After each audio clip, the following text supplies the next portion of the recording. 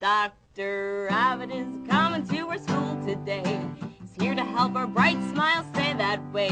Dr. Rabbit is a perfect and he's so much fun. You just can't wait to meet everyone. He has purple rabbit smiles from his head to his toes. 2 long purple ears and a pink bunny nose. He's tall and smart and tall and smart and tall and smart and friendly too. You just can't wait to meet all of you. Yay! Thank you, thank you. Hey, you guys want to meet him now? No. Okay. Do you think that Dr. Rabbit would look like this? No. You guys want to meet him now? Yeah! Yeah! Let's meet Dr. Rabbit. Can you help me call him?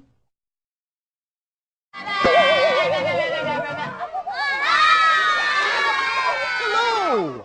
I am Dr. Rabbit. Hi, Hi, boys and girls. Hi, The most important thing you can do is brush your teeth Over 9,000! times a day, especially after you Meet someone's parents! Dr. Rabbit, do you think that we can learn the best way to brush our teeth today? No! No. Okay.